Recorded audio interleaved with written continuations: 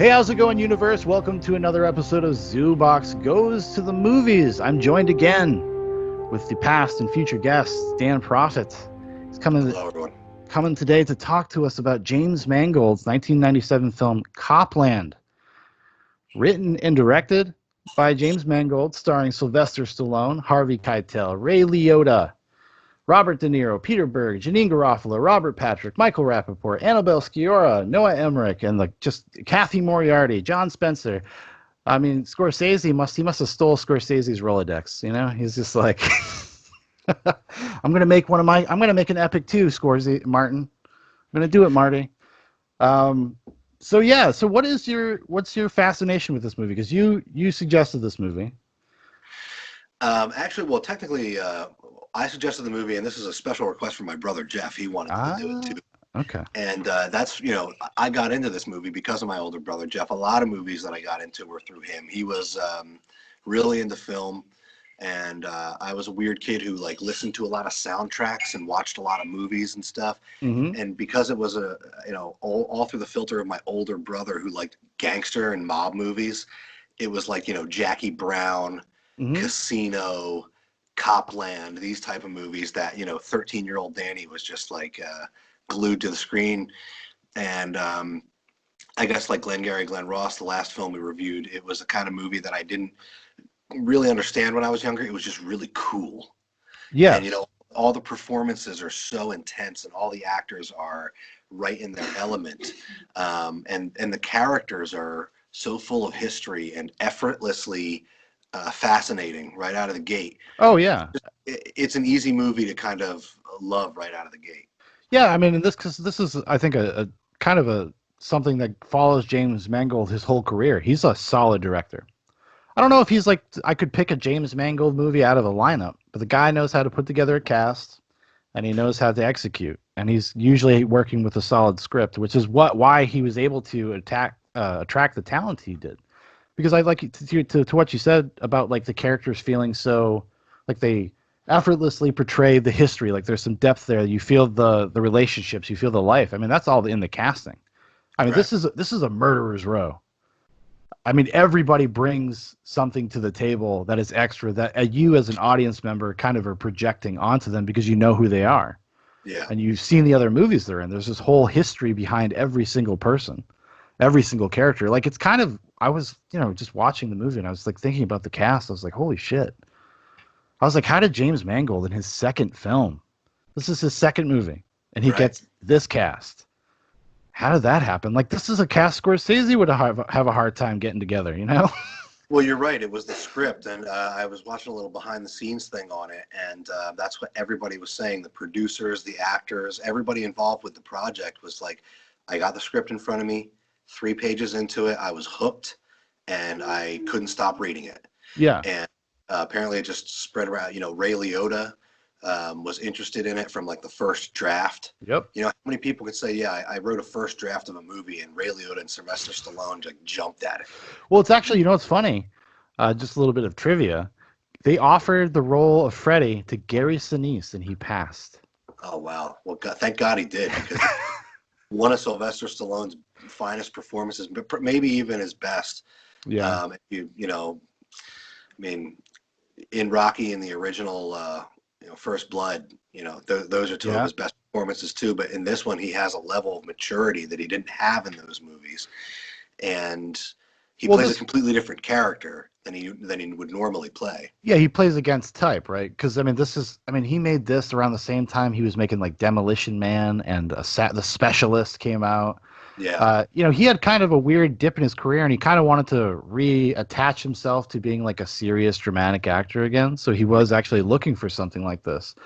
But surprisingly enough, this movie did not do well when it came out. And Sylvester Stallone actually blamed it for a long time for being the reason why his career took a dive for a decade. Because it's this movie, and then he doesn't do anything substantial again until Rocky Balboa. He does Get Carter, some direct-to-video movies, Spy Kids 3. Oh wow, yeah. Yeah. It was kind of a weird trajectory because he gives such a great performance. It's one of those things where he's got to come out every decade and be like, I can actually do this, Right. Yeah. I mean, he didn't start off being the chiseled action star throwing grenades Hmm. and rocket launchers and stuff. He started off sobbing on the edge of a bed next to Adrian, Yeah. or or sobbing at the sobbing in front of his commanding officer at the end of First Blood. I mean, that scene at the end of First Blood, Oh, devastating. when he launches into that monologue, you're like, holy shit, that's Sylvester Stallone, because you're trained to think that Sylvester Stallone is Demolition Man or whatever. Yeah, or Cobra. Yeah, and no, Sylvester Stallone is, he's not one of the best actors in the world, but he's a great actor, and Yeah. when given the right role, he can totally blow it out of the park. And I think he saw that in this character. He said, look, this is a older fat guy who's washed up. That's the complete and doesn't have any confidence in himself and has totally lost his connection with what he means to the world, what the world means to him. And that's complete opposite than these driven action characters that are all chiseled and muscly. And yeah, I think he thought, I'm going to put myself back on the acting map with this. And yeah, then it flopped. And, it's become a cult classic, but Yeah. um, I it think it wasn't well. was it not well received? I mean, Critically? it was well received critically, but also there were flaws in the movie that were, pointed out pretty quickly. And a couple of them I agree with that we'll talk about on here. But, you know, people kind of saw it as a little bit of an uneven movie. Yeah, and I would probably broadly agree. Yeah, I would broadly agree. But at the same time, it's filled with these powerhouse performances. It's filled with these amazing characters that are so well written that I think it kind of, people needed to like a cheese that tastes kind of weird. People Yeah. needed to just get used to it. Yeah, it is because it's a movie that I could see like really growing on people. It's because it's so it's just so solidly made from just the Mangold's standpoint. Like he made a solid fucking movie, and it's like Right. and it's a crowd pleaser too. And I mean, I don't know what the original ending of this movie was supposed to be. They reshot like the third act. Like Stallone had lost all the weight and they had to come back. I couldn't find any. I would put it on Google. I was looking and I could not find any information about what the like kind of the original third act was. I think it Well, was much less action packed, and they test screened it, and then yeah, they were like, "Oh, we gotta go. You gotta give like Stallone like he's gotta be a hero at the end, kind of in a more direct way." right. Well, the ending is one of the things that I think is the weakest part of the movie because, well, there's a couple different reasons. It seems to me like at the end of the film, Stallone doesn't get his man. Um, I think that, and I was going to roll into this differently, but we're already talking about it. You know, Spoilers, everybody. At the end of the movie, he and Ray Liotta kill all the bad guys in the death shootout, which the death shootout is one of my favorite climaxes, It's great. maybe Yeah. of any movie. But where it fails to me is that they're taking in Babbage, they're taking in Superboy, and they have killed all the bad guys in that shootout, and everything's just tied up in this nice bow. Hmm. And then De Niro in the voiceover says, he showed him what they didn't know, but he already knew, is that nobody's above the law. Yeah. Well, that line is betrayed in all the events leading up to it. I think it would have worked better if there was the shootout, maybe all of Ray's henchmen get knocked out and killed, and then they, instead of Stallone killing Ray, Harvey Keitel, he takes him in alongside Babbage. Yeah. And I think it would have made a much more powerful ending, and it would have provided a lot more juice to that line, that last line of the movie, if we saw that Ray wasn't above the law. But what, Yeah. what was actually proven in this movie is that Ray is above the law, and the only way to stop him is to Was kill him. was vigilante justice. With vigilante justice. So what would have made it more impactful to me is if they're walking up to City Hall, De Niro comes out, Internal Affairs is there, and then Stallone has Superboy, and Ray Liotta is bringing in Ray. Yeah. And, you know, maybe there's a look exchanged between De Niro and Harvey Keitel where De Niro is given a look like, yeah, I finally got you, you bastard. And Keitel is like thinking, oh shit, now I'm really screwed for the first time. And I Yeah. think that would probably have made a more impactful end than just like tie it up in a nice bow, kill all the bad guys, and then turn Superboy in. Well, because it also gives De Niro some closure as well, because there's this implication that he and Ray have this past, and Ray is one of the reasons why De Niro is in internal affairs. Like he was a motivating thing.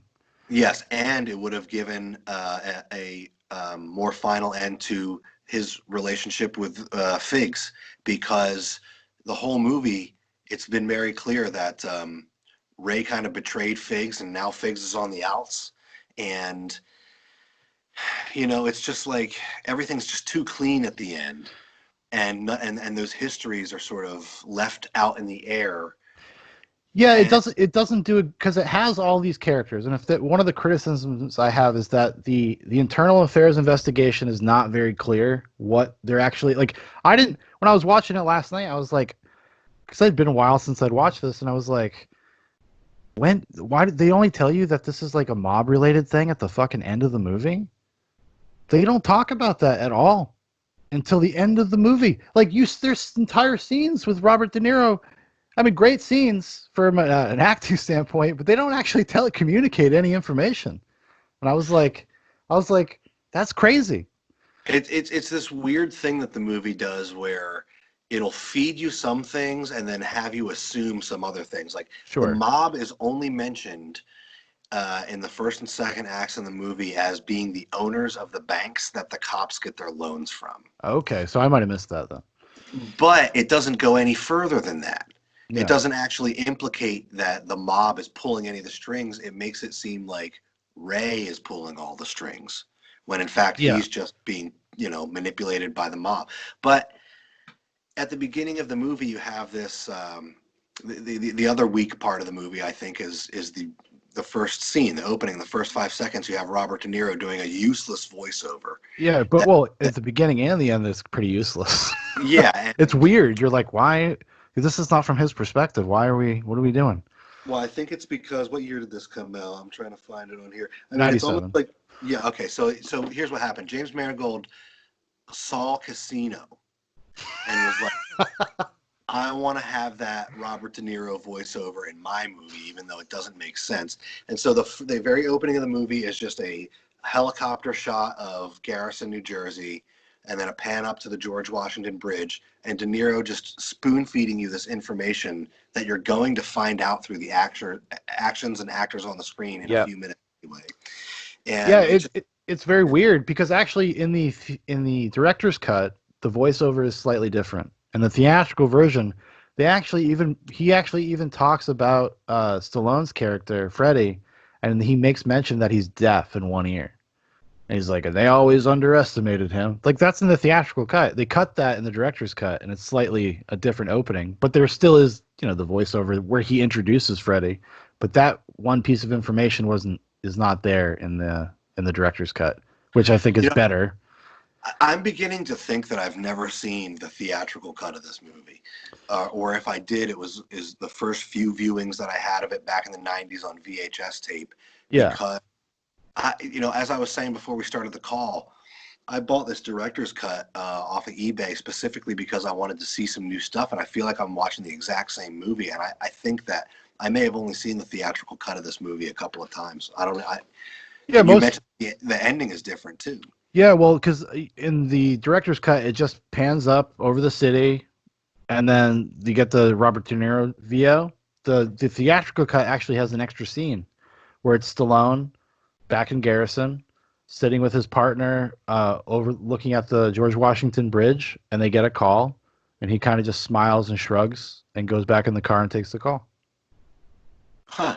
which I think is actually a better ending because it gives you closure with him. Yeah. Like it makes it's like it is the more what would I say like people pleaser ending. That's the people pleaser ending, but I feel like Freddie earned it. Come on. Yeah, I think Freddy earned maybe a better ending than what we get in the movie, which is just him bloody and deaf handing over Superboy.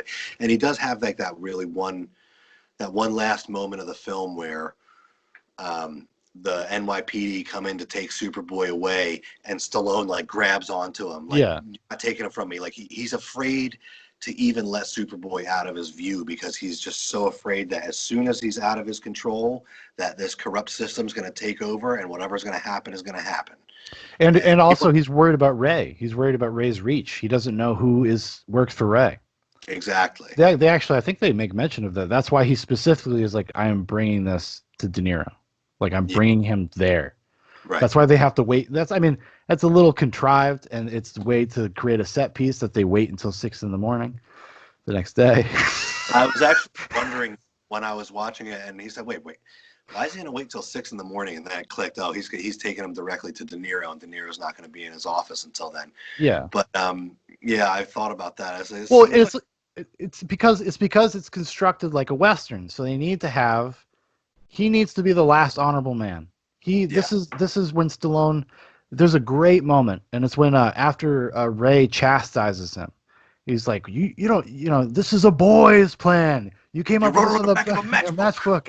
But he's like, who the fuck do you think you are? And he's like, I'm the sheriff of Garrison, New Jersey. Yeah. Like, that's he like self-actualizes. He becomes who he lets go of all these kind of disappointments in his life in that moment. He doesn't care about being an NYPD officer anymore. He doesn't care about the woman that is, dating the dirtbag, or got married to the dirtbag instead of him. Like, he has become self-actualized. He's become the star child at the end of 2001. He's ready to go. And it's kind of just an old Western conceit. I've been going back and watching some old Westerns recently, and I immediately recognized it. It's because he has to be the last honorable man. This is the setup. Like, if this was an old movie, it would be the sheriff in the small town, and like Ray would be like a evil rancher. That would be the dichotomy. So right. he has to give Ray a chance, even though he knows Ray's gonna be Ray. Which is always like, even in the movie, you're like, he's gonna come and fucking mess with you. Right, exactly. and when Stallone walks into the bar and looks Ray right in the eye, he's like, at 6 o'clock, I'm taking him in, and I want you to come with me. I'm thinking to myself, you're a fucking idiot, dude. You gotta run Superboy over there right now. Hang out in an alleyway. Yeah, go get a hotel. 6 hours. Get a hotel or something, man. But it has to be there because it has to have an archetypal ending, and he has to be the most righteous man. He has to give somebody a chance. That's his whole pleading. He's like, we can figure this out. Come on, man. Up to the bitter end, he wants to like be a reasonable guy. He wants to do the right thing by everybody, because he does recognize in Ray that Ray has created this thing. Because when Ray gives that chastising speech, he is not entirely wrong. Like, Ray has created something that is safe and comfortable and is given Freddy a life that he would not have otherwise. So it's actually a very complex thing. It's not as black and white, I guess, as you could read it just on like a superficial level. There is some stuff there, and I do think Freddy, just like everybody else in that town, feels a little bit obligated to Ray. Right. Everybody has what they have because Ray set it up, and so they're willing to allow Ray to get away with whatever he needs to get away with to keep it going, just so long as it doesn't fuck with them. Yeah. The problem with the scenario portrayed in the movie is that it starts to splash all over everybody, and people are turning on one another. Well, they also imply, though, this is not the first time Ray has had to take care of a problem. Yeah, Officer Tunney. Yeah, exactly. Which I don't think the movie kind of hammers home enough. It kind of is a passing moment. That's why I wish that it was a little simpler. Like, everybody in this movie is great. Like, that aside, I mean, fucking Robert Patrick is like the MVP of the secret MVP of Copland. But everybody is so good. But at the same time, you're like, there's too much going on. We're not getting to spend enough time with some of like the actually important characters. Like, from just a narrative standpoint. Like, I would have loved to spend more time with Stallone and Janine Garofalo and Noah Emmerich, his deputies, like, as they're dealing with this kind of moral dilemma of knowing where they are. They're self-aware, and they don't know what to do. I would have liked to have seen a little bit more of that, because Stallone kind of turns a little bit on a dime. You could see they seeded in there, like in the beginning, about him kind of being the footstool of everybody and everybody treating him like shit. And but he just doesn't do anything until I don't. What is the moment actually that spurs that turns him? Suddenly he's like, "Oh, I gotta go." I Well, can't. Superboy shows up at his house. Yeah, it took that much. It took Superboy showing up at the house That's right. Yeah. and then running away because Ray Liotta comes out of the bathroom, and then he's like, "Oh shit, I've got," then all of a sudden he's got a thing going on in his town that he can solve. He's got something to do all of a sudden, and then he goes to De Niro, and It's it's the one of my best scene in the movie. favorite scenes in the movie where De Niro's like, "Oh, hey, Babbage, what about Babbage?" He's like, "What about him? Fuck it, that was 2 weeks ago." You know, He becomes you so get this workmanlike. Yeah, he's just you like, get this glimpse into De Niro's character that he's been giving these impassioned speeches about taking Ray in and doing the right thing and blah blah blah, and then when it comes right down to it, it's just another fucking case that he was dealing with. yeah. Well, I mean, it's obviously he cares about the case because I mean that last line at the end when he's just like, "That cupcake does something, we got our case back."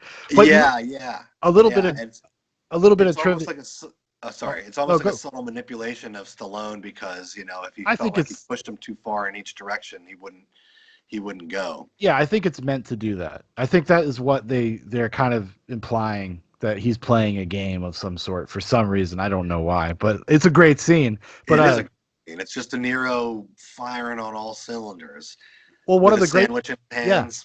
Well, that's what I wanted to bring up, and I so doing a little bit of research. It was the reason why there's a sandwich in that scene is because it was lunchtime, and De Niro was like thought it would be a good idea if he was eating a sandwich, which is what makes the scene brilliant Right, because he won't even stop eating his fucking lunch for him, and right. he's worried about the napkins. Oh, Yeah, it's like, so they're not good. even giving you any napkins at this place. Yeah, there's so much like just great business. He's like licking his fingers and shit. Like it's so The little it's thing, I don't even know if I can do it on the TV. He's like, you shut me down. My hands are tied now. My hands are tied now. Like, what is he's so so good. good? He's so good. That is just one of those moments. You're like, this is like De Niro can take a character that could be so one note and just give it this extra life. He just gives it like this. That's like it's one of the more depressing things about like his later career, his 2000s career.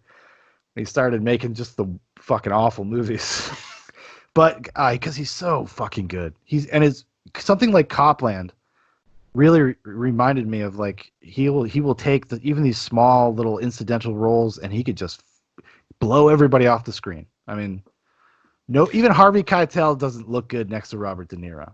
Like Yeah, that scene when they meet in the little store. every line that De Niro delivers in this movie is completely quotable, and is just I've carried them through my entire life. If if somebody at work screwed something up, I would be known to go, "You had your chance to do X, Y, and Z, and you blew it. You blew it." It's just every line has juice, and you're right. It's because of what De Niro puts into it. Well, that's what they were talking about. I think we might have watched the same behind the scenes thing. And it's part of De Niro's process. He likes to hang out and he likes to touch everything. He likes to know where it Yeah, all is, know how it feels, how much weight something is in his hands. And it's easy to dismiss those things like fucking actors, but it makes a difference, man. Like if he goes in there and understands the physical ramifications of the world that he's in. Like and he knows how everything is supposed to feel and touch and how to utilize that in his performance. And that's why he's a master, man. That's why he's like one of the good ones. right. I mean, there are actors that go in and read lines, and then there are actors that go in and will change their body language Yeah. for the character that they're playing. I mean, the way that Robert De Niro moves as this character is different than the way he moves as other characters. Oh, yeah. It's hard to describe, but he's Well, he's just like so he's a schlubby cop, yeah. schlubby detective. And he operates in the world differently than he does when he's Jimmy in Goodfellas or when he's Sam Ace Rothstein in Casino, and seeing the side of all these actors are playing characters that, like you just said, are a little schlubbier Yeah. than the characters they normally play. Like Ray Liotta is always in like a dirty T-shirt and it's like Yeah, he always looks gross. Like always looks take a shower, Ray. clean. But as far as performances go, I mean, people might disagree with me, but I think that this might be Ray Liotta's best performance or something. I know it's my favorite of all of his performances because his character just seethes. Every moment that he's on screen, you can see the anger and frustration in his face and just the Yeah. plotting to how am I going to get the fuck out of this situation? You know what I mean? And, you know, obviously he's got the thing with his house fire going on, so he knows exactly how he's going to get out of this situation. But Yeah. just the fire in Ray Liotta's eyes, he's so angry. You know, he's carrying that, you know, his best friend, his partner, was murdered, and he was complicit in the cover-up. Yeah, and he knows about it, and it obviously eats at him, right? That's the whole thing with him. Right. He's like, I did right by you, Ray. Don't fuck me. Don't cut me out. Don't Don't shut cut me me out, out now, Ray. Yeah, you sit here drinking every night with your back to him. And the pictures on the wall. I mean, it's an infinitely quotable movie. Like it every is. scene, all these, you could tell why the actors gravitated towards it, because it's almost like a vanity project for every single one of them, where they get to go and like really get like some great lines. Even Robert Patrick, like I said, Robert Patrick, secret MVP of this movie, in my opinion. I was watching this and then I just felt bad for Robert Patrick. I'm like, this man has been misused and mistreated his entire career. Yeah. How did he end up on the last season of the fucking X-Files? I mean, the line that he says and the way he delivers it about Ray Liotta's girlfriend was like, at least I'm not fucking some reeking whore. I mean, you're supposed to just shack up with him, not open a fucking methadone clinic. It's like, dude, that like the slime pouring out of his mouth when he says that is visceral. Well, and the thing is, like, if you've ever been like a working class person, you've met that dude. Well, I've met that dude. and you what? know, it's so satisfying to see one of the things that has always made me most uncomfortable on screen is the part where Figsy puts the dart up his nose and leads him across the room with it. It's like, oh my God, but it couldn't have happened to a better character. I mean, the guy's just a total scumbag. Oh, he's a total scumbag, and Robert Patrick owns it. Like, that's one of the things that, like, having, like, you know, like Peter Berg's character. Get out of here. Get out of here, Peter Berg's character. Like, just cut that subplot out. It was just one. I know why it's there. It's there to show how ruthless Ray can be. Like, because that's what it leads up to, his eventual death, falling off the building, and he does it because Ray pretends the door's locked. So it has a functional reason, but that's it. He's not that interesting of a character. I think you could have literally just cut that entire subplot out, and the movie is not that much different. Because as much as Stallone's relationship or his wanton relationship with that woman, like, or the desire to be in that relationship, it actually does not really tie into the larger themes of the movie even. No, I mean, the only part of it that's important is that when he went to save her, he went deaf. Exactly. And it becomes plot function. And the only other plot function it serves is that later Stallone realizes that he's not the man that he once was, because he says to his deputy, you know, if I saw that girl in the water these days, I wouldn't jump in and save her. And I think you still could have had that, because you could have had the history of it without having her as, like, you know, he's a walking Bruce Springsteen song, and she's just there to kind of be that girl that he could never get. And you're right. I think there's enough going on in the movie that doesn't need to be there. Yeah, because it could have been like you could just see him watching her or something and communicate the exact same thing as actually having scenes together. If you just, you know, you could make notice of her character and just have it be a smaller role, but have something that is completely unrequited, something that he quietly pines for himself. Just kind of have it there in the subtext. Like, you didn't need to explicitly have a scene to explain to me that he desires this person. Like, I understand. Right. I understand that she chose somebody else. It was one of the reasons why he feels like defeated. He feels emasculated. You know, it's just kind of adding on to the misery of Freddy. Everybody treats Freddy like a bar stool. You know, and I didn't even think about it until you just pointed it out, but I think you're correct. I think you could have cut the character of Randone completely out of the movie, and it wouldn't have suffered. It wouldn't have suffered at all. The scene on the roof with Method Man is like one of my least favorite scenes in the movie. Yeah.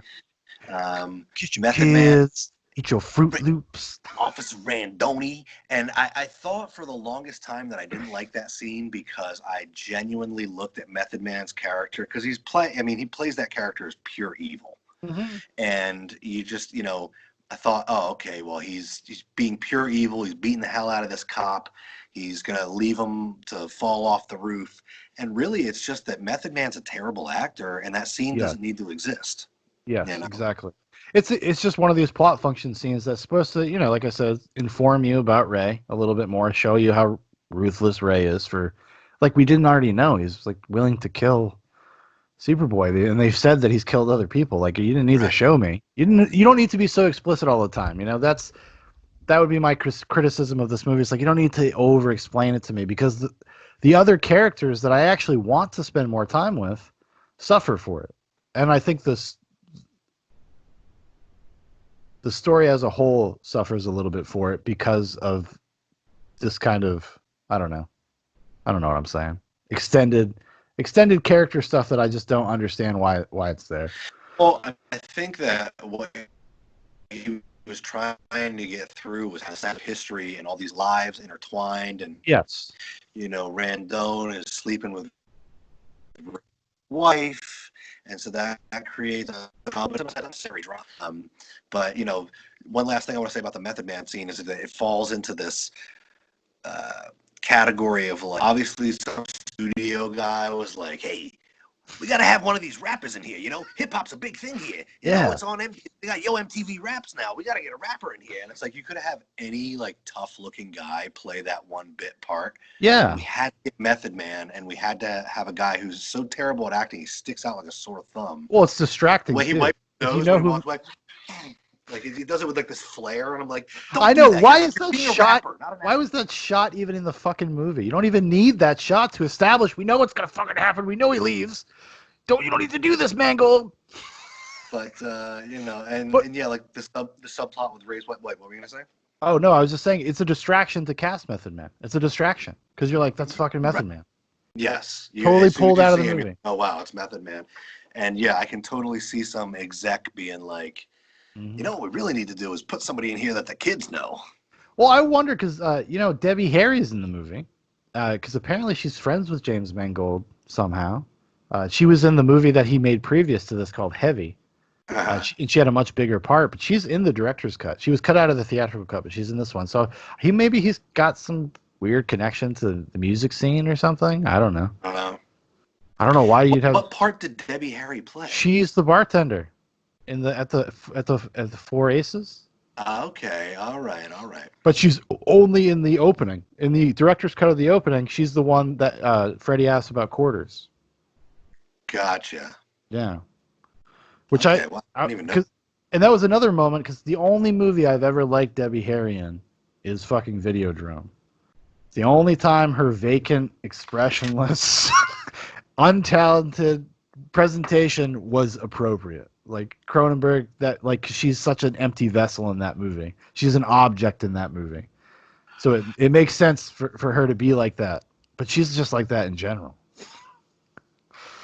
Yeah, so the movie falls into the victimhood of casting mediocre musicians as bad actors. But for the most part, the casting in the movies is right on. Actually, but talking to you now, it's almost like we're digging deep. We're finding some more warts in this movie than I really noticed. I think that it's a broadly entertaining, good watch. I do, but I do think it's riddled with problems, and a lot of this feels like it's like early director problems. Like he just didn't have, he wasn't I wish he had directed this 5 years later, because then and I know this is probably would be hack or cliche to say this, but imagine if Scorsese had the script. Right. I mean, then you're gonna get your epic. Then you're gonna get your 2.5 hour, 3 hour Copland. Because when we decided to do it, I was thinking to myself, this is like one of my top 5 favorite movies, Mm-hmm. And then I was in the shower this morning and I was thinking to myself, you know what? I don't even know if it's really in the top 10. I mean, it's definitely one of my favorite movies. It's a movie that I know every line. I love the performances. I love the costuming. Everybody looks like everybody's wearing clothes that are too big for them and it just looked like everybody looks like shit. But it's like, the more I watched it with a critical, I've never really watched it with a critical eye before. I've watched it with the eyes of a boy, taking my notes on the back of a matchbook. Well, that's the thing. Like, I sometimes I like to revisit movies I have not seen since I was a teenager, but have a great affinity for. And I think one of the challenges of like art in general, what like makes great art versus okay art, is if it grows with you. Will I learn something new from watching Copland at 33 that I didn't at 18? And I definitely have a more appreciation for like Freddie, especially. Like I really Yeah. feel for Freddie now more than I ever did before. But I do think that the flaws, while they are various, I don't think that they are a huge detriment to like the actual just like moment to moment enjoyment of the movie. Because I didn't really notice it. I mean, I was taking notes while I was watching it, and I was trying to be as critical as possible. But I was just get caught up in some of the performances, and just the world a little bit. And I wish, and then I ended up feeling frustrated because I was just like, I want more. I want this to be more thoroughly explored. Like, why did you make this like the theatrical cut of this movie is an hour and 45 minutes. Like should be an epic. Yeah. It should be a sprawling epic. If you want to have all these different moving pieces, you got to let it breathe a little bit. You got to give us some time. You got to explore some of this stuff. And I think that's what was the intention. And I guarantee you, because it's that Weinstein fucker, Miramax put this out, right? Yeah. Famously, he was famous for in post coming in and being a fucking nut and trying to cut movies down to its like most basic thing. Famously, he did that to Guillermo del Toro. You ever see the movie Mimic? It's with Mira Sorvino. Oh, I remember it, but I had never seen it. Like the beetle creature thing. Yes. Well, they had such a contentious like shooting and post production that he wanted his name taken off the movie. Like, but he couldn't because of contractual obligation. And then years later, they released the director's cut on Blu-ray, and he went in and fixed it as much as he thought he could. And then he did an audio commentary where he's just talking. He's like, "Fuck the Weinsteins, fuck them." And this is before all the stuff the past couple of years came out too. He's just talking some mad shit the whole time. He's like, "And they wouldn't let me shoot, and they say you hire somebody to secretly do second unit." But yeah. But I wonder if some of the decisions are studio mandated. Like going back to what we were talking about, the voiceover, right? The De Niro's voiceover. Why the fuck is that there? What purpose does that serve? That feels like a studio note. That feels like a studio note. Right. It seemed very like Blade Runner-esque, where the studio, look, there's a lot going on in this movie. We got to at least have some exposition, and it's just... Yes. And that's the lazy man. Voiceover has always been considered like the lazy man's device when it comes to filmmaking, because it's a show. It's a movie. You watch it. It's not really about. If you can't get it across in images, I should be able to mute a movie and still kind of understand it. And it's not utilized like it is in a movie like Casino, where no. Because that's baked in. It's almost like the characters are commenting about what's happening in the scene as the scene is happening, and it's almost like the characters are telling you the story. Yeah, that's the choice. Whereas as the De Niro thing is obviously like to explain something to you that they're worried you won't understand. And because the narration is only at the very beginning and the very end of the movie, it seems literally just tacked on.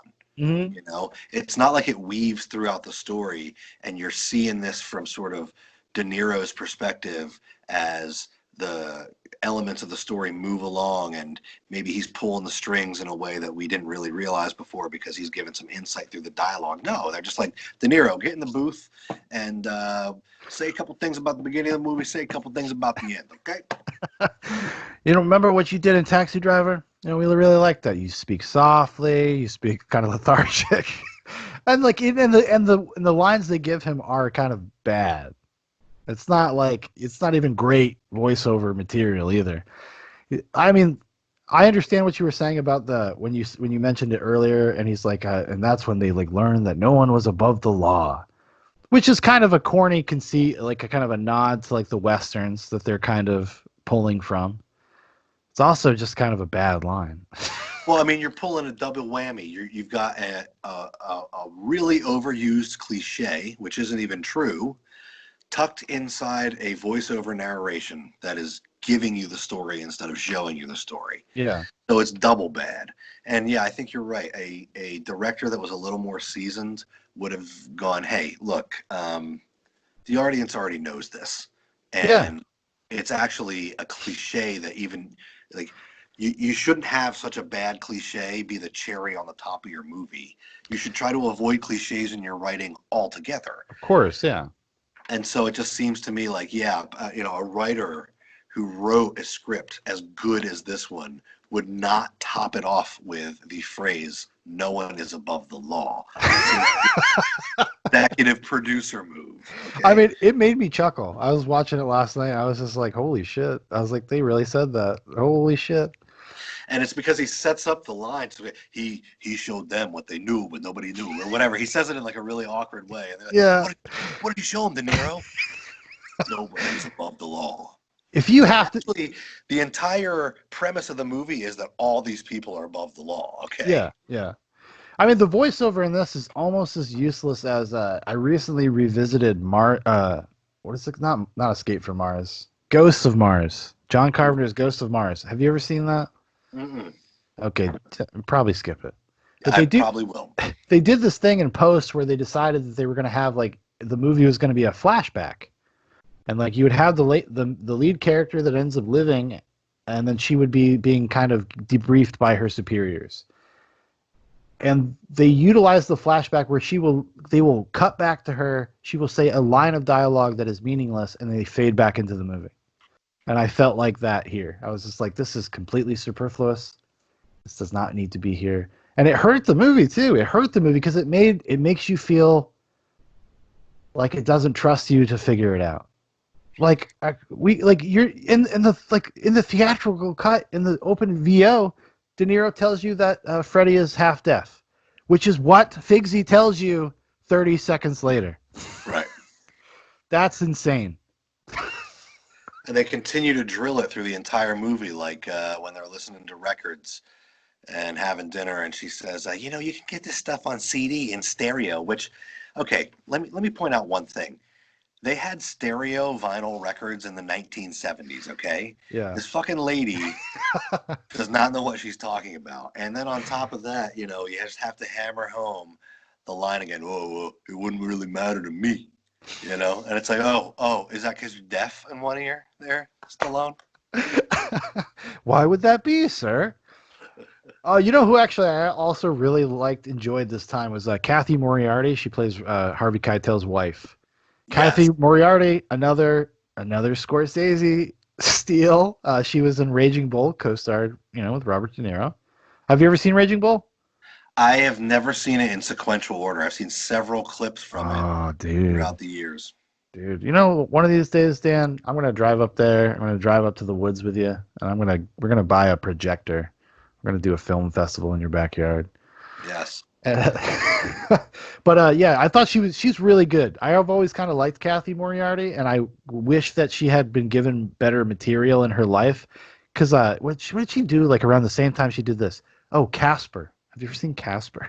Oh God, I mean, she's the bad chick. She's like the villain in Casper. Yeah, when I was a kid, when it was out, I think I remember seeing it on VHS. Yeah, I saw that shit in the drive-ins, dog. The Northfield drive-in.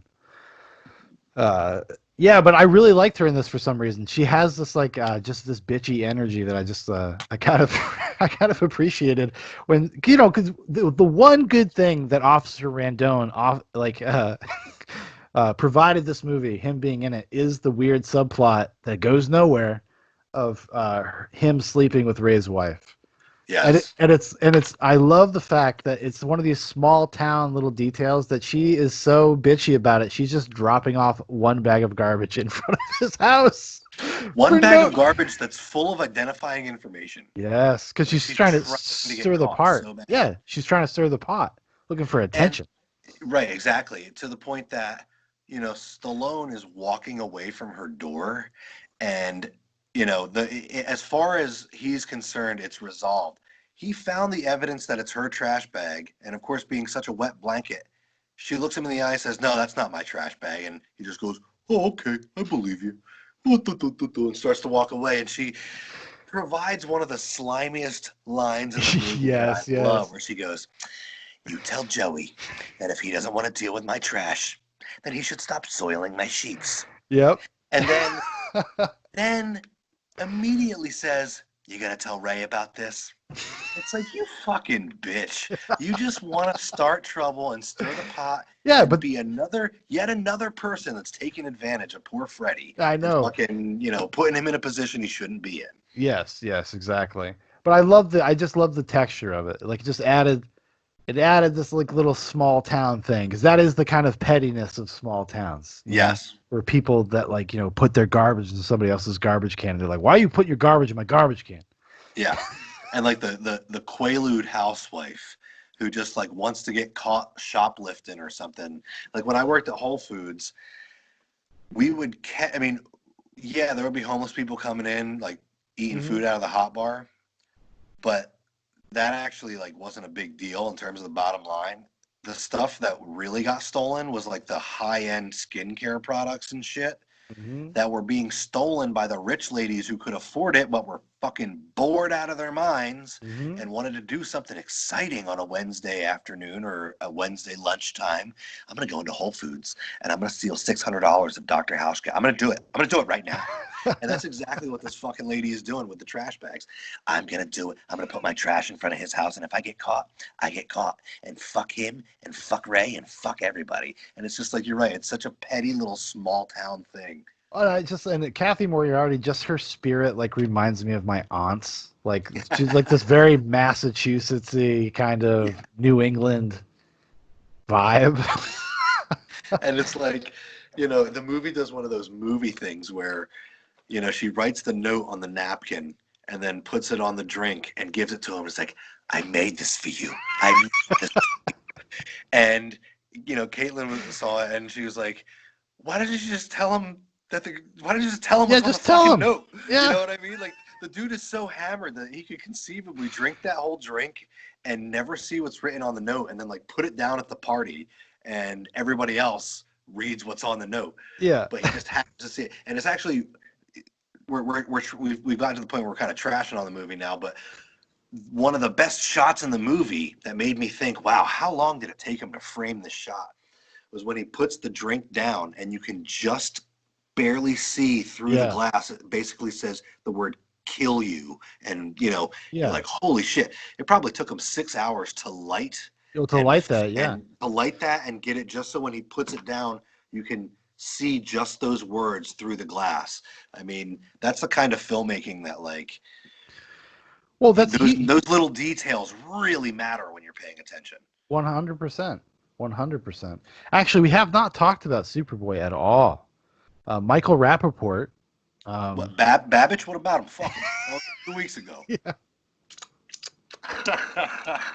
But like Michael Rappaport was, I thought, the perfect casting for Superboy because Superboy is an idiot.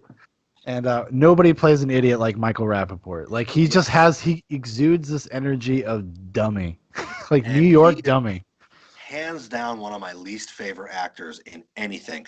Michael Rappaport is only good for like playing the dumbass white guy in a Spike Lee movie or something. 100% perfect, perfect, nailed it. And yeah, exactly, nailed it. And but in this movie, it works. It's almost like Keanu Reeves is a pretty terrible actor, but then in The Matrix, he's really good Yeah, you find because he's the material. playing a computer program.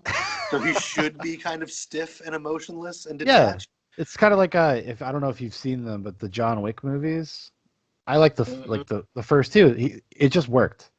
It just works. Like even it's just the material meets the man, and he doesn't Right. have to work. He doesn't actually have to put effort in. You know.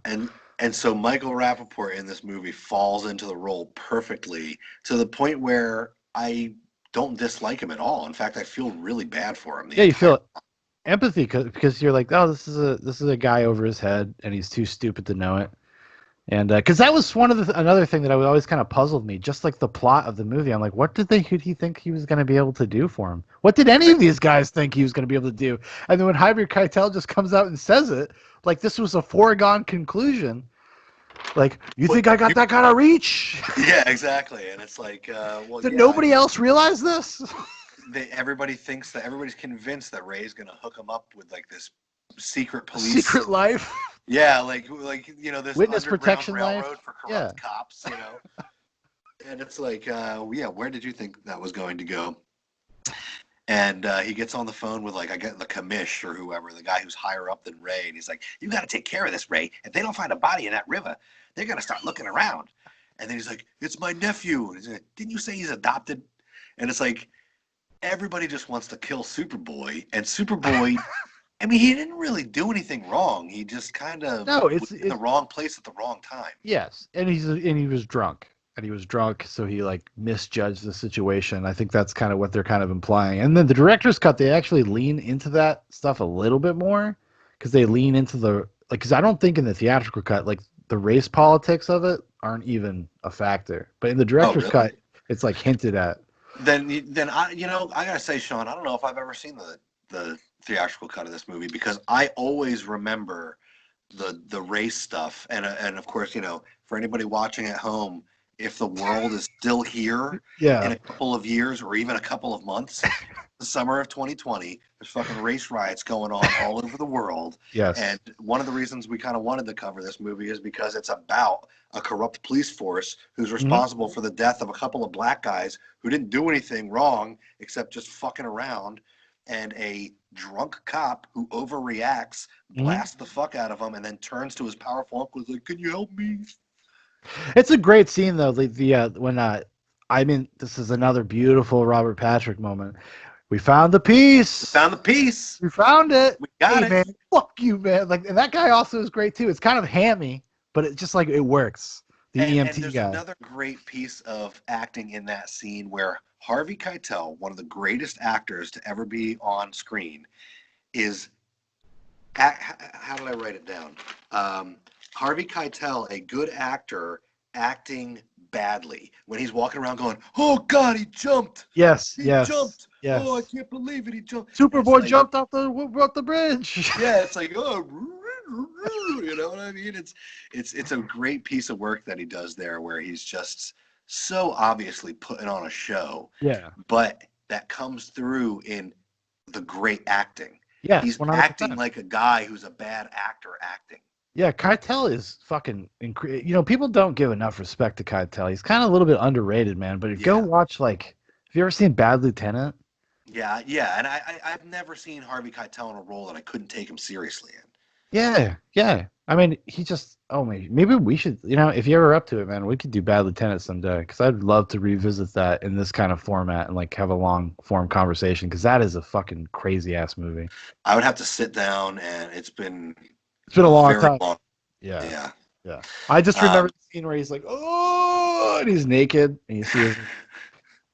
He's all fucking geeked out.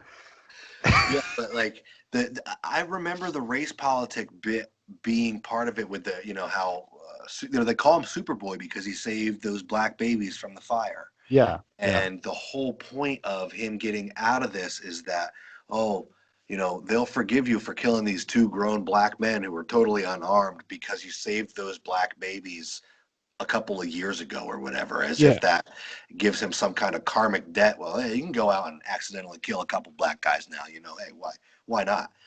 And the racial politics of the police force come through, down to the point where the EMS is a Hispanic guy, and he's like, "Hey, what are you doing, man? Fuck that shit." Yeah, because he knows what they're doing.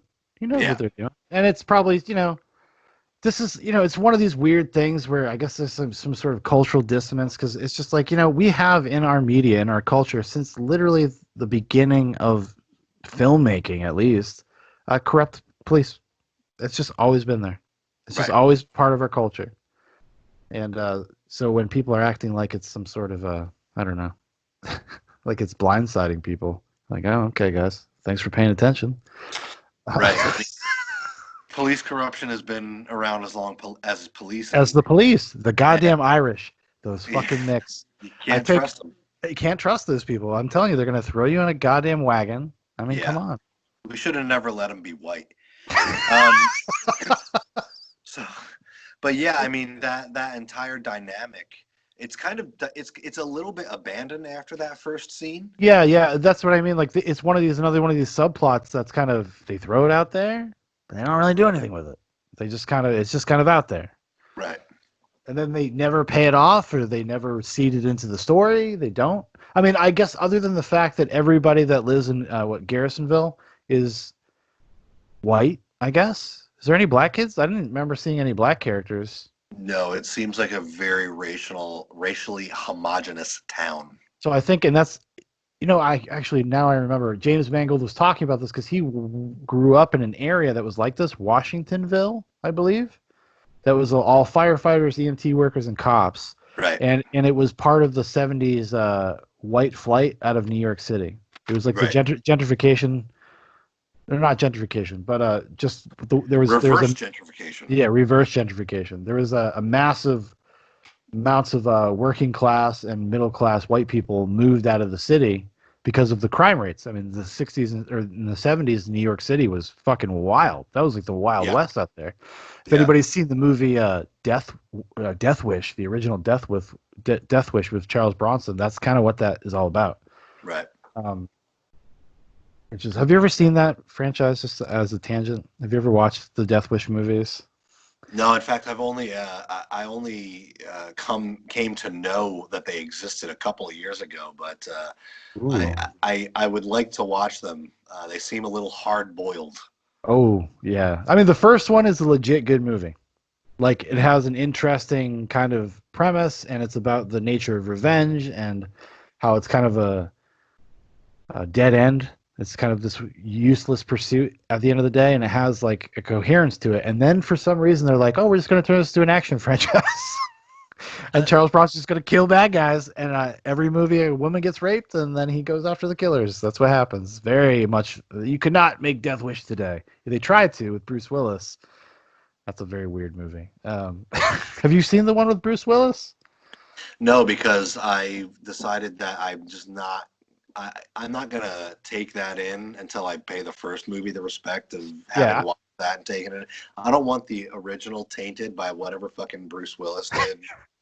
the Bruce Willis one is interesting. It's not a good movie, but it's worth watching because it's interesting. Like you're kind of like, what happened here?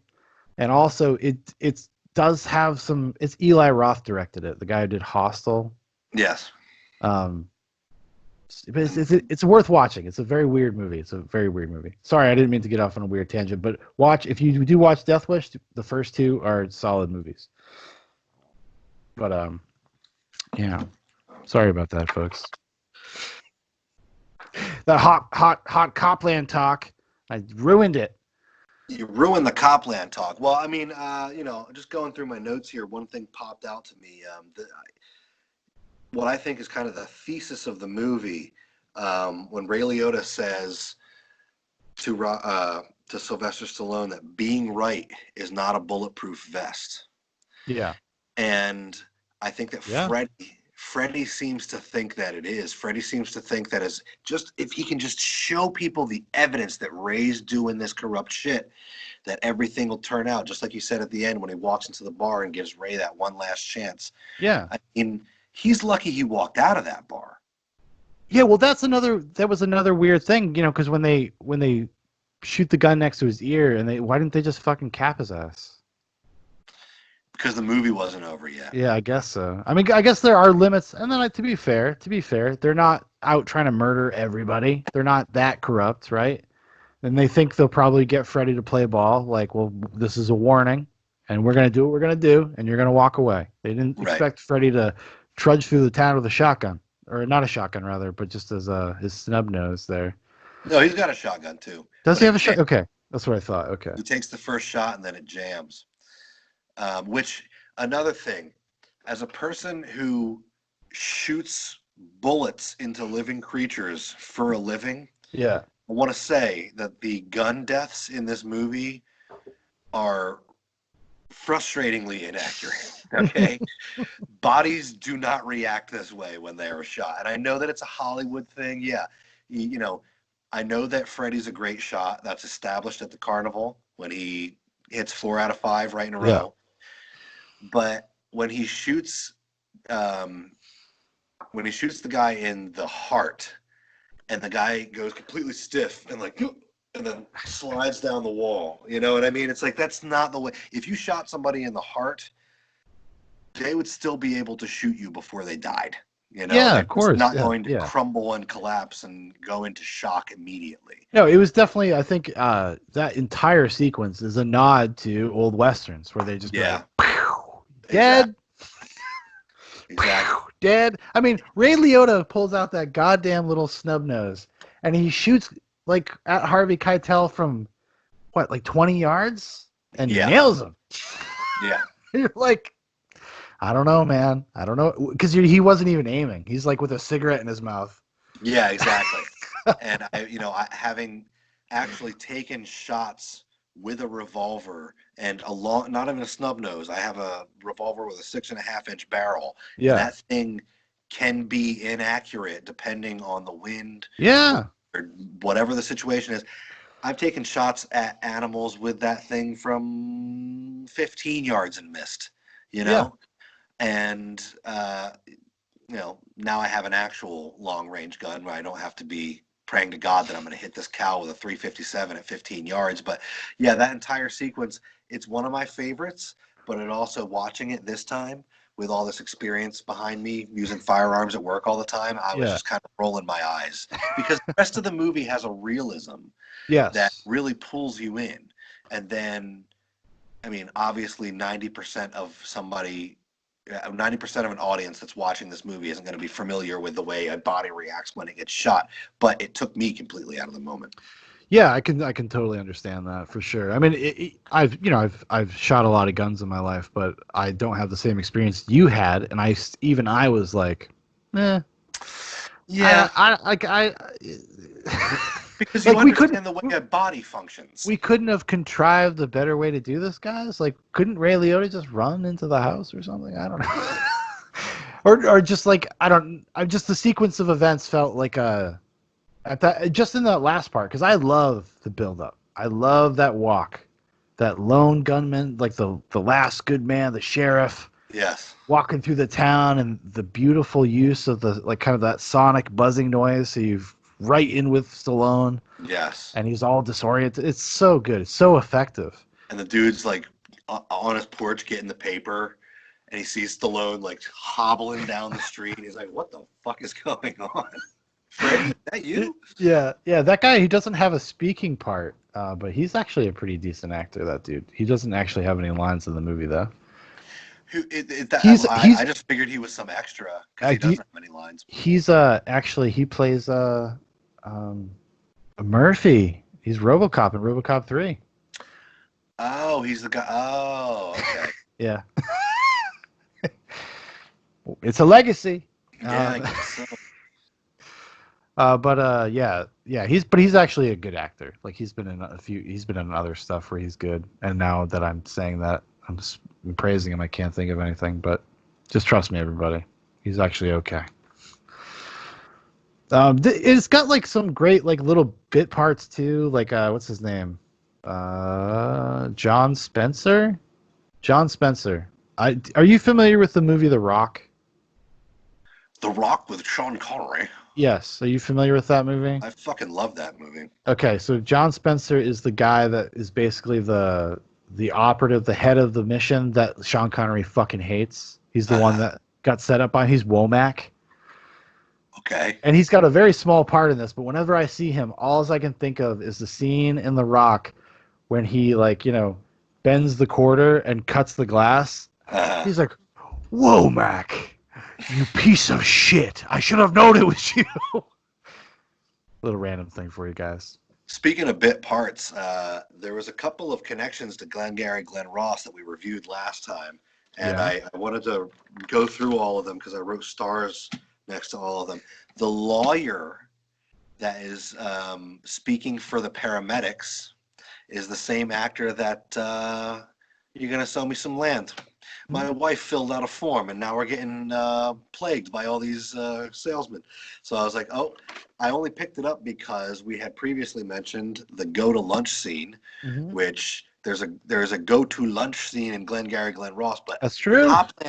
Copland has the greatest go to lunch scene of all time, with De Yeah. Niro just losing his shit, throwing files in the pit. He's stuffing files into the box, and then when the box is full, he just keeps like piling files on top that Yes. are Yes. spilling everywhere.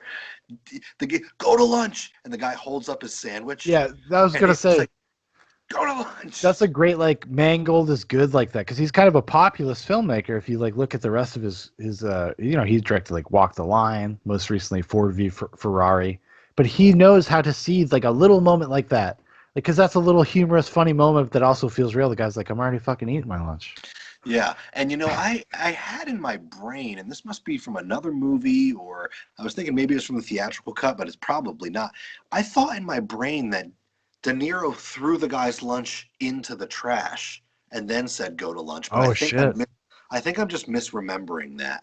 I Maybe think we're De having Niro some kind of men. he's throwing files into the garbage, and Yes. I think I just misremembered that he threw the lunch. But the guy holds up his sandwich to indicate like I'm already at lunch, and De Niro's like, no, that's not what I'm talking about. You need to get the fuck out of my office. Go Yes. Yes. somewhere. Yeah, that's Um, weird because as soon as you said that, I pictured it in my head like I had seen it. huh. Mandela effect, I Yeah, we guess. Mandela affected Copland. Yeah, I imagined him throwing a sandwich in the lunch, or throwing a sandwich in the garbage. It must be from a different movie. Viewers at home, if you can help us with this, I'm going Yeah. crazy. I watched that scene and then rewound it because I was missing the sandwich getting thrown in the garbage. Huh. That's weird because I feel like I know what you're talking about, but I can't for sure place it because I watched the director's cut and then I just kind of looked up the differences because I was curious because I was like, oh, this is 15 minutes longer. I'm Right. curious what was changed. But yeah, that's crazy. That's weird. It seems to me that it's mostly subtle stuff. I mean, I brought up a web page that had a list Yeah, with, listed it, right?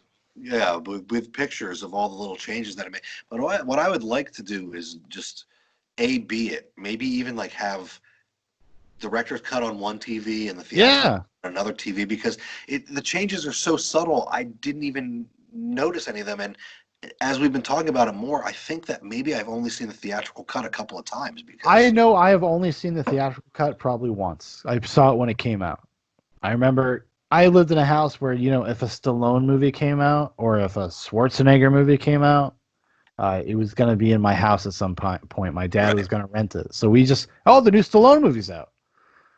No idea what it was about. It was, and right. then it ended up being Copland. Yeah, what did he make right before this? Daylight? You ever see Daylight? Oh man, that was a bad one. It was a bad one. I'm stuck in a tunnel and I got to get out. It's like one of those movies that it hinges on such a flimsy premise that Yes. in a trailer it can look really cool, Yes. but then when you say like, "What's the movie about?" Oh well, Stallone gets he gets stuck down in a tunnel for like 2 hours. And his wife at home, she loves him. I mean, they're not getting along right now, but she realizes how much he means to him. I mean, it's such a forgettable movie. All I remember is Yeah. Stallone like sloshing around in a Yeah. dark tunnel, and then he Yes. gets out at the end or something. I don't know. Does he get out I at the can't. end? I don't I even can't remember. remember. I don't remember. I remember just like him with a flashlight, like just looking down the tunnel. Yeah, it's a shame that this is not kind of because, like I said, we said at the beginning, this he kind of did this strategically to kind of boost his career at the time, and it just did not pay off because No. he had come off a string of kind of bad movies or like not popular movies, right? Like I said, Daylight. I don't think Daylight did very well. Like it was Right. just No. not. I think the last one that he did that was kind of popular with the general audiences was Demolition Man. That was like Yes, you're correct. 94, 93, I think. Was it that early? I thought Demolition Man was like 95. I could be wrong. I think it might be like 93, 93, 94. I was a kid, man. I was so busy playing Super Nintendo at that time. I can't really place. Well, dude, my dad, he's the one who did this to me. Yeah, it's 1993. He did, and then before that was Cliffhanger. Before that was Oscar, which is not a good movie. don't know if you've ever seen Oscar. It's like a comedy. It's like a mob comedy. Very weird movie. He did Stop or My Mom Will Shoot. Stop or My Mom Will Shoot was that before all this? Really? No. It had Oh to. no, 1992. So this is right before Cliffhanger, and then Demolition Man, and then The Specialist, then Judge Dredd, and Assassins, and then Daylight, and then Copland. Which, who doesn't love Judge Dredd? I mean, that's a camp classic, man. It is a camp classic. I do love that movie. I do too, actually. That's the only thing I've ever liked Rob Schneider in. Oh God! Just because he's so bad. He's so bad. That's why I like it. Yeah, and although he's covered in noodles in one scene. That's pretty satisfying. Yeah, actually, he's pretty good in Demolition Man as the annoying, help desk guy. How did he get the role of permanent '90s Stallone sidekick character? I don't know. A contract or something. I assume they met on Demolition Man, and Stallone was like, "Hey, I think that Rob Schneider guy is funny. Let's put him in Judge Dredd." But yeah, I mean, I'm just going to run through a couple of the last notes that I have on Copland. The movie tries to put you in the seat of the corrupt cop and show it to you from their perspective. You're supposed to feel bad about Tunney, and then you realize that his nickname is the Chokehold Cop. How apropos.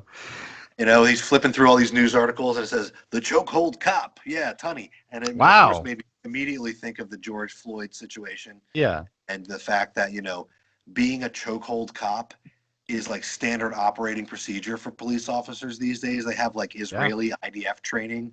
Yep. The same training that the IDF uses to kill little Palestinian kids has been given to every police office in America. And that's where that knee on the neck, that's IDF Israeli chokehold training, okay? Yes. And it's just standard operating procedure. And these guys look at it as just another part of the job. And one of the lines that Ray says is, you go over to the city and everything's upside down, where the cop is the perp and the perp is the victim. Mm-hmm. And I think a lot of these cops fucking actually think that. I agree actually with you. Think that. I 100% agree with you. And they're like, we gotta, these people are out of control. We gotta put their neck on, my knee on the neck for the chokehold. That's the only way we can get this situation under control. So, well, actually, that's a relatively new policing tactic, and you learned it from a foreign military. Yes, this is we're talking about a very complicated, very nuanced issue right now, but I think because there's always been police brutality. Back in the days, they used to just beat the fuck out of you with a fucking bat. Yeah. And then they try to be more humane as we've gone on. But the problem, I think, mostly with police, and maybe is more or less that they've become an adversarial presence in your life. You don't feel like they're there to help you. They're there to support you, the communities. Even my butt tightens, my asshole tightens a little bit when I pass a cop, because I'm just I'm not even doing anything wrong. You're not even doing anything wrong, and you're going the speed limit, but you see a cop, and you pucker up, and it's because you're right. It's so adversarial. They do look at every citizen as though guilty. They are just waiting to be found out. This person doing something wrong, and by the code of American law, that person probably is doing something wrong, because everything's illegal. Well, that's another thing. Not everything is illegal, but you're doing something illegal at any given moment. Oh, this is a very broad discussion, but at the policy level, cops are asked to do things and enforce things that are absolutely detrimental to the communities they're in, especially when you start talking about lower income or poor communities or small rural communities. Somebody gives you a $250 ticket, you're fucked. You're fucked when you're poor. Right. That ruins you for 6 months. Yep. And they do it with wild abandon. They think it's funny. I lived in a small town. Little side story here. I lived in a small town for a couple of years. I still kind of live in a small town. I lived in an even smaller town, a smaller rural town, and they were doing these things right by my house where they were calling safety stops, where they were pulling people over, and then they would just nail you on whatever they could. But they had pulled you over illegally because they're just having you stop in the middle of the road. They have no right to do so. They're violating your Fourth Amendment, all this stuff. I took it to the court. I was like, well, what gives you guys because I asked the cops, I was like, what gives you the right to even stop me? Right. I'm like, you're citing me for like a broken taillight and you're giving me a $200 ticket. Like, why are you guys even allowed to stop me, to ask me about it? And they didn't have an answer. They couldn't tell me on the spot. Like you say, so you guys are out here executing something and you can't even fucking tell me why you're allowed to do it. To me, that's a problem. That's a problem. It goes beyond the old tried and true cop tactic of I'm going to pull this guy over for a broken taillight in hopes that he's got some cocaine in the car. Yeah. I mean, Well, that's why police pull people over for speeding and for minor yes. vehicle infractions, so they can hopefully smell something when you roll down the window. 100%. And any cop that has a couple of shots in him will tell you that. Oh, for sure. I've talked to plenty of cops. They don't even give a fuck. They'll just tell you. They don't even care. Because I used to be a bartender, and one of the cops came into the bar that I worked, got drunk, and he was like, "Yeah, we put like a reflective tape on the bumpers of all the cars downtown, so we know who's been downtown. So when they're driving, they know who's out. Fucked up. Interesting. Yeah. Yeah, It's it's just it almost was a like little dot. It was a little dot. It was like that big, and they all know where to look for it, and it's translucent, so you don't see it yourself. Yeah, fucking that's interesting. nuts. I mean, it gets to the point where policing almost becomes this truffle hunt. You're no longer there to just, if a policeman's just standing on a corner, nobody's going to sell drugs on that corner. Yeah. That should be the effect of a police officer or Yes. a person who can come with the monopoly on violence and settle a dispute or something like that. But no, that's not the way humans work. And honestly, a lot of cops, they're not trained for that situation, especially American cops. No. American cops go through like a 25-week course or something where they learn what Like cocaine tastes like and how to shoot somebody. it's like 800 hours. You have to do actually. There's a meme going around, and I checked it out. It is true. You have more training time as a hairdresser than you do Yes. as a police officer. Yeah. That was pretty shocking. Actually, not surprising. Actually, I shouldn't say it was shocking. I was like, well, that figures. Because I've met cops, and I was like, that makes sense. The standard ain't very high. Like, if some of these guys that I've met are becoming police officers, you're like, there is no standard. Half these people are like some of the dumbest motherfuckers I've ever met. It's like 75 IQ guys. You're like, Well, they don't want police officers that are going to be super critical thinkers. They want people who 100%. are going to Yes. be there to enforce the law. Without Uh, question, and not even know why. Like I said before, they can't even tell you what legal precedent they have to do some of the things they do. They don't even fucking know. They just like, oh, well, my superior told me to do this, so I'm doing it. Great, great guys. You're great. You're fucking true patriots. right, and this movie, because I forgot for a second, we're actually talking about a movie. This movie shows a situation where that dynamic is Yeah.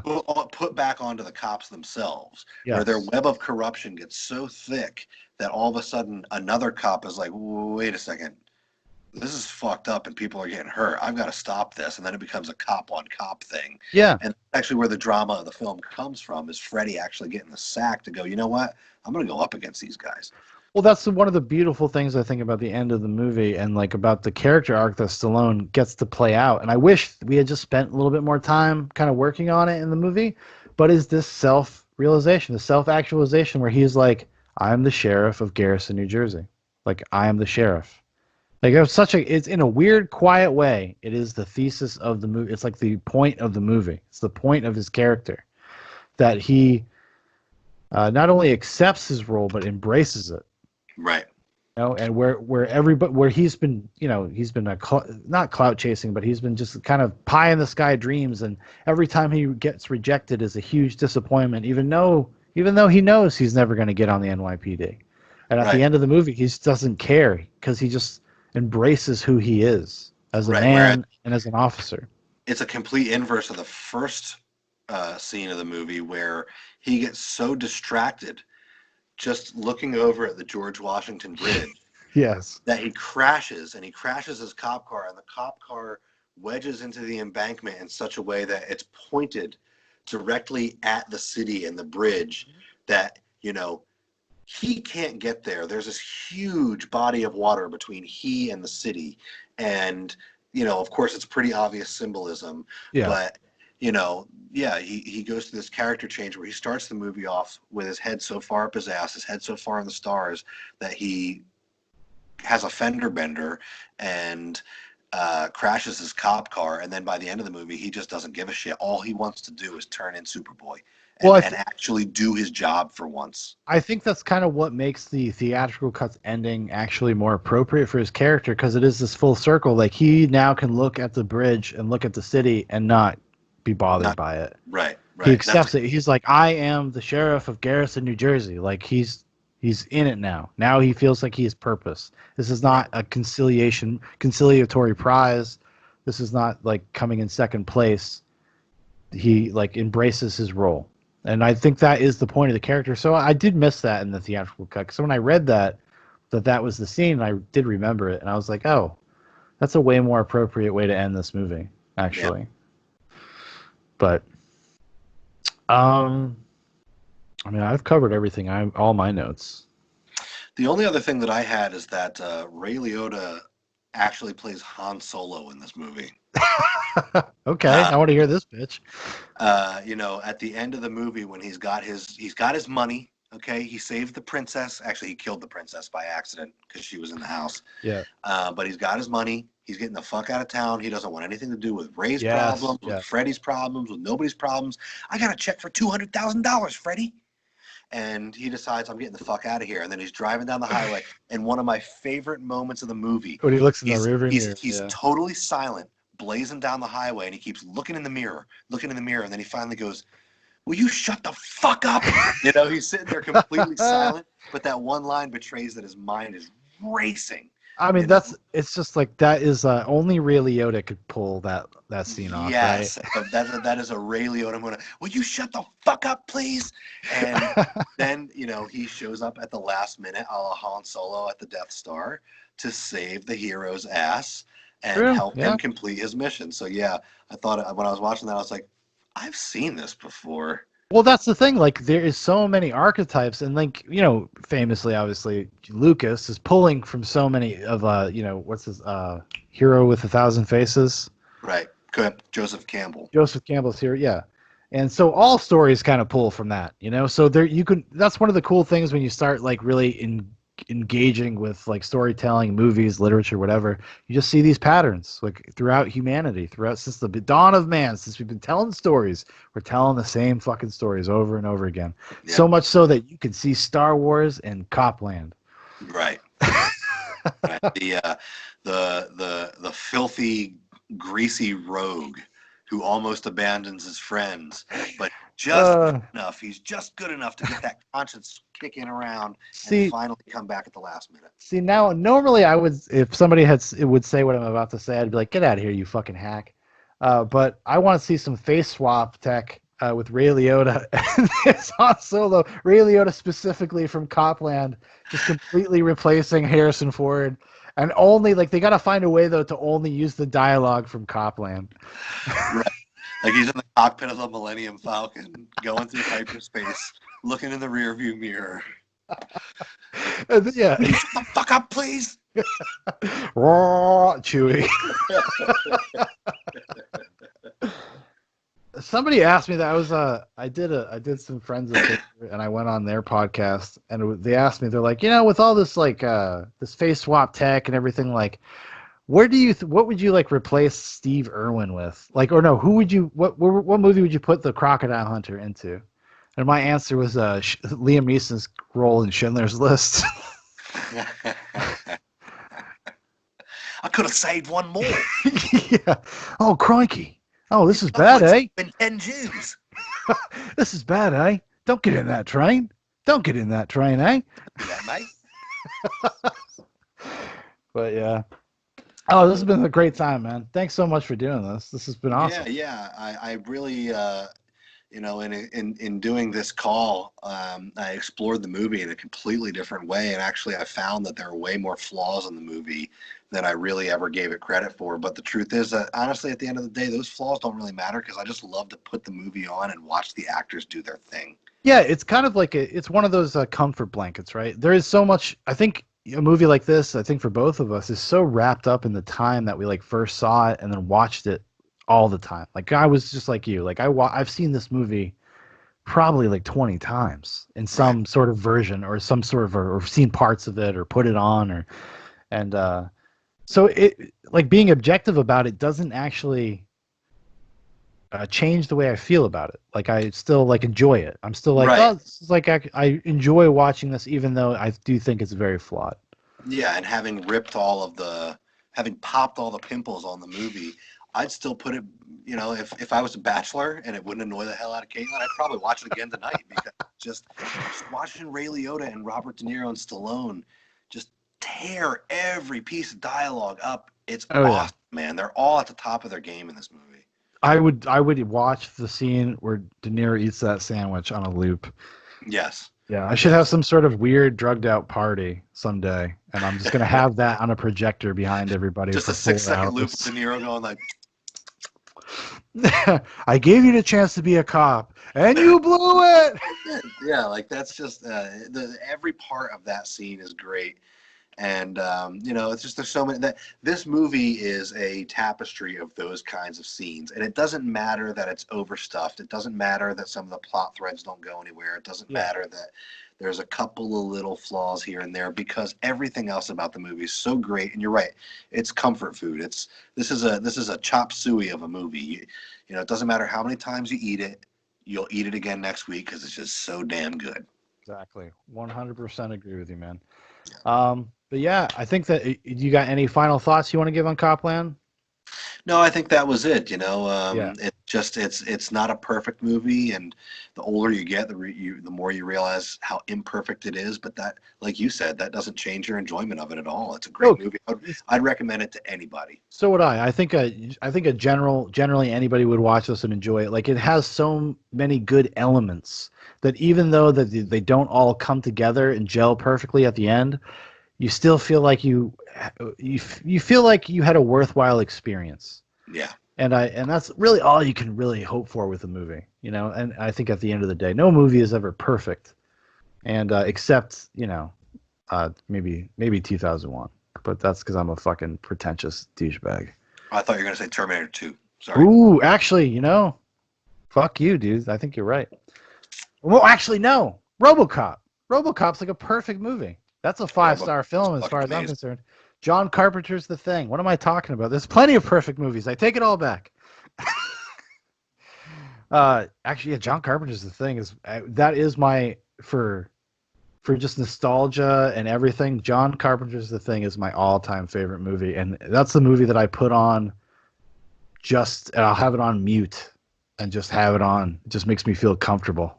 It's like my Catcher in the Rye. And you know, The Thing is one of those movies that my dad always had on when I was a kid, and all I remember of it is awesomeness. But I haven't watched it in so many years that I don't really remember what happens. Oh, dude, then you're in for a beautiful treat, my friend. You got to get yourself a copy of The Thing. Yeah, we were talking about this when we were discussing which movies we were going to do, and I think that would be a good one to do maybe a little further down the line after Oh, we for get some of sure. the ones that because we kind of Yeah. have a list going. And for everybody at home, we're probably going to be doing Starship Troopers next, the book and the movie in one review. Yeah, so we're gonna compare and contrast because, well, I'll talk to you when we stop recording. But Yeah, so yeah. let's end the episode and then we can chat a little bit. All right. All right. Thanks so much, Dan. Thanks for coming on, man. I had such a great time as always. And thanks for everybody listening. And if you'd like to know more about Zoobox, you want to keep up with everything Zoobox Nation, okay? There's a bunch of links in the description for Facebook, for Instagram, for my personal Twitter. Also, and I know Dan would not do this, but I'm going to do it. Dan has a GoFundMe to help his business. He's an entrepreneur, and we 100% support that kind of thing on Zoobox Nation. We are individualists. We love the liberty. We love freedom of speech. We love freedom of expression. We love people going out there and doing their own fucking thing, especially amidst this ever corporatized, ever growing, disgusting conglomerates. We're a little bit like hippies. Don't tell anybody though, please. Don't tell anybody that we're kind of hippies. We're like constitutionalist hippies. You'll be telling nobody. No, you're right. You're right. I live in the middle of the woods. I mean, the last episode ended with me having to chase a bear with a shotgun. I know, very exciting stuff. We were in the movie.